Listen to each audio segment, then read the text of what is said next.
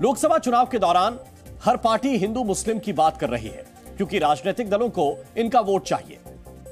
हमारे देश के राजनीतिक दलों ने अपने अपने हिसाब से हिंदुओं और मुस्लिमों को दो हिस्सों में बांट रखा है।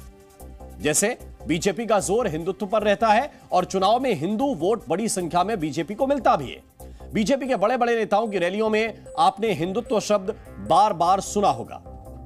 ठीक उसी तरह से कुछ दल खुलकर मुस्लिमों की आवाज उठाते हैं और कहते हैं कि देश के अल्पसंख्यकों के साथ कभी भी अन्याय नहीं होने देंगे। इसके अलावा कुछ दल ऐसे भी हैं जो हिंदू मुस्लिम या फिर अलग अलग समाज की बात करते हैं ताकि उन्हें उनका वोट मिल सके। हमारा मकसद हिंदू मुस्लिम को अलग अलग करके देखना नहीं है। हम सिर्फ आपको इस विश्लेषण के जरिए यह बताना चाहते हैं कि कैसे सियासी दल अपने फायदे के लिए हिंदुओं और मुसलमानों का इस्तेमाल करते हैं। और इसको लेकर हम आपको आज कुछ दिलचस्प आंकड़े भी दिखाएंगे, लेकिन उससे पहले आपको एक ट्रेलर दिखाते हैं। हम बात करते हैं हैदराबाद सीट की, और हैदराबाद सीट पर इस बार शायद सबसे दिलचस्प लड़ाई हो रही है। इस सीट पर बीजेपी ने कट्टर हिंदुत्व का चेहरा माने जाने वाली माधवी लता को उतारा है। हैदराबाद सीट असदुद्दीन ओवैसी का गढ़ है। पिछले 4 दशक से हैदराबाद सीट पर ओवैसी परिवार का ही कब्जा है, लेकिन इस बार माहौल कुछ बदला हुआ सा नजर आ रहा है। माहौल कुछ अलग है। माधवी लता को कट्टर हिंदुत्व का चेहरा माना जाता है और कहा जाता है कि असदुद्दीन ओवैसी को उनके गढ़ में हराना बहुत ही मुश्किल है। इसलिए बीजेपी इस बार हिंदुत्व के चेहरे के रूप में माधवी को खोजकर लाई है। माधवी लता पेशे से एक डॉक्टर हैं और अपना अस्पताल भी चलाती हैं। इस बार उनके निशाने पर खुद को मुस्लिमों की आवाज बताने वाले असदुद्दीन ओवैसी हैं। दोनों को ही वोट चाहिए, इसीलिए दोनों खूब हिंदू मुस्लिम भी कर रहे हैं। तो दिन के ऊपर कमेंट करे, लेकिन वो हमारे रामचंद्र के ऊपर कमेंट करे। वो याद नहीं है जो भाइयों दोनों मिलकर कमेंट करें। अब चुप बैठने का वक्त नहीं है। हम इस्लाम पे कमेंट नहीं कर रहे, हम असदुद्दीन के बारे में कमेंट कर रहे हैं। हम लोग नरेंद्र मोदी ने भी कहा था कि लिबास देखकर पहचाने, उनका भाषण है। तो लिबास से नफरत है,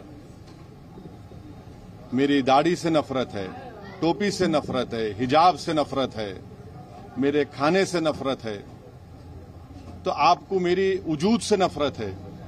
मगर हैदराबाद की आवाम नफरत को कामयाब नहीं करेगी, मोहब्बत को कामयाब करेगी। और जो लोग हमारी दाढ़ी के, हमारी टोपी के, हमारे हिजाब के, हमारी शनाख्त के, हमारे वजूद के खिलाफ है, जमहूरी तरीके से उनको एक बदतरीन शिकस्त देगी इंशाअल्लाह ताला। तो हैदराबाद लोकसभा सीट पर शायद पहली बार इतनी टफ फाइट दिख रही है, जहां दो अलग अलग पार्टियों के कट्टर चेहरे आमने सामने हैं। ओवैसी इस सीट पर सबसे बड़ा चेहरा है और इसकी गवाही खुद पुराने रिकॉर्ड देते हैं। जरा देखिए, वर्ष 2014 में असदुद्दीन ओवैसी को एआईएमआईएम ने 53% वोटों के साथ उन्होंने जीत हासिल की थी, जबकि 32% वोट शेयर के साथ बीजेपी दूसरे नंबर पर रही थी। वर्ष 2019 के चुनाव में ओवैसी का वोट शेयर बढ़कर 59% हो गया और बीजेपी को सिर्फ 27% वोटों से ही संतुष्ट होना पड़ा था। अब माधवी लता हो या असदुद्दीन ओवैसी, दोनों हैदराबाद की किस्मत बदलने की बात भी कह रहे हैं। इसीलिए दोनों हिंदुओं और मुस्लिमों को साधने में लगे हुए हैं। हर रैली में दोनों उम्मीदवार अपनी अपनी सहूलियत के हिसाब से हिंदू मुस्लिमों की बात कर रहे हैं। हर पार्टी का अपना वोट बैंक होता है। जैसे समाजवादी पार्टी को यादव समाज के लोग खुलकर वोट करते हैं, उनको लगता है कि अखिलेश यादव उनकी आवाज को उठाते हैं। इसी तरह एआईएमआईएम यानी कि असदुद्दीन ओवैसी की पार्टी यह दावा करती है कि वो मुस्लिमों की आवाज उठाती है। कांग्रेस कहती है कि वो हिंदुओं और मुसलमान दोनों की आवाज उठाती है। आरजेडी बिहार में एमवाई फैक्टर को आजमाती है, यानी आरजेडी की नजर मुस्लिम और यादव वोट बैंक पर रहती है। भारत की राजनीति में मुस्लिम मतदाताओं के वोटों को निर्णायक माना जाता है।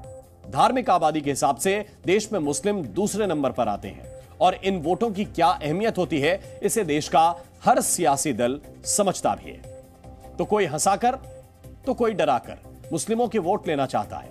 Congress, Samajwadi party, Bahujan Samaj party, TMC, RJD जैसे तमाम सियासी दलों को यह उम्मीद है कि मुस्लिम उनकी नाव को पार लगा सकते हैं। लेकिन जब इन पार्टियों का मुस्लिमों को टिकट देने का नंबर आता है तो कैसी तस्वीर बनती है, वो भी हम आपको दिखाना चाहते हैं। उत्तर प्रदेश में इस वक्त की स्थिति क्या है?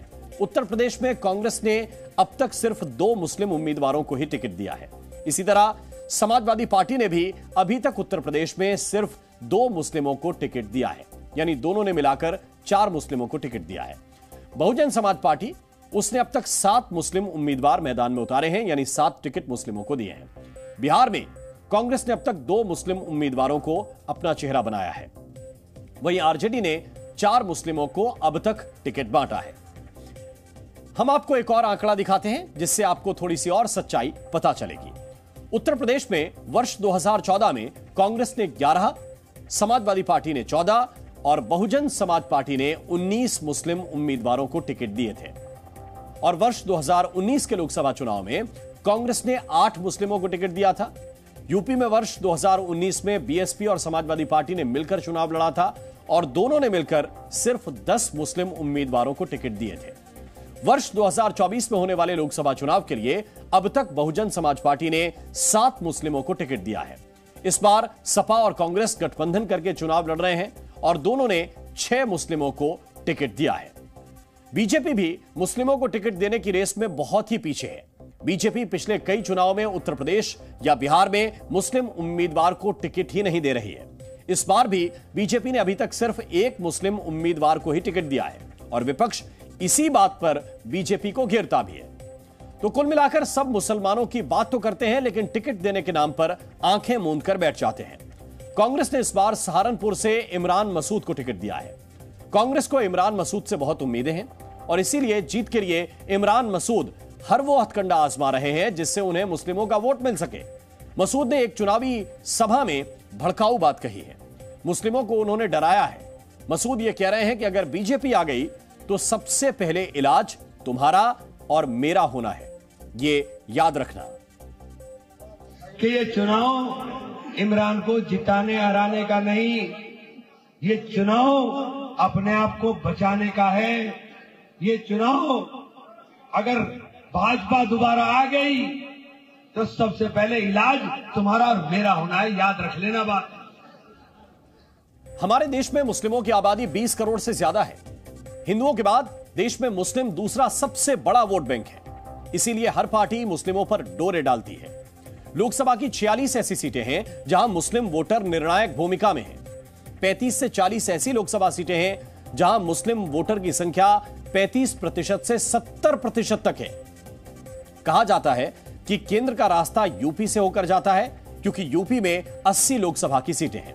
उत्तर प्रदेश की राजनीति में मुस्लिम आबादी विधानसभा में ही नहीं बल्कि लोकसभा चुनावों में भी हार जीत का गणित तय करती है। और यही वजह है कि कांग्रेस से लेकर समाजवादी पार्टी और बसपा ही नहीं बल्कि बीजेपी भी मुस्लिमों को अपने पाले में लेने की कोशिश कर रही है।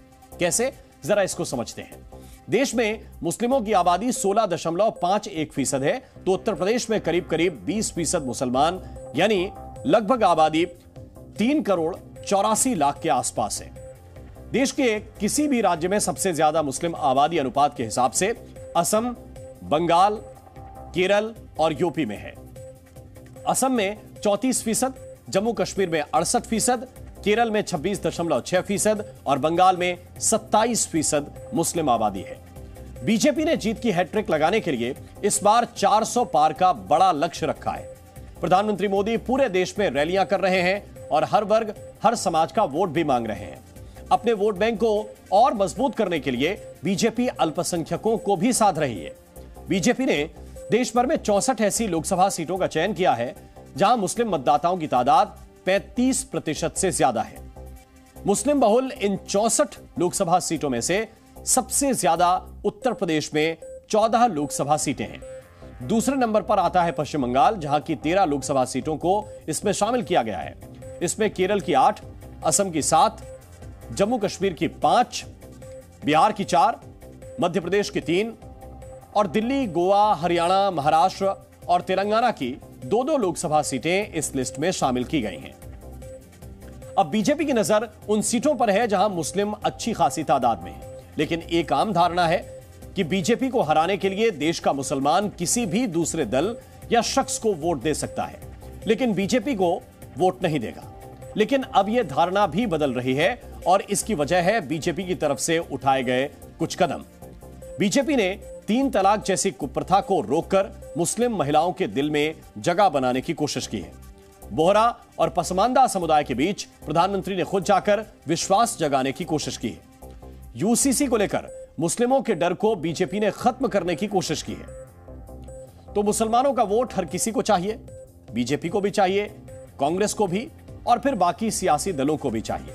तो जैसा हमने विश्लेषण की शुरुआत में ही कहा था कि चुनाव के समय हिंदू मुस्लिम राजनीतिक दलों का फेवरेट टॉपिक हो जाता है।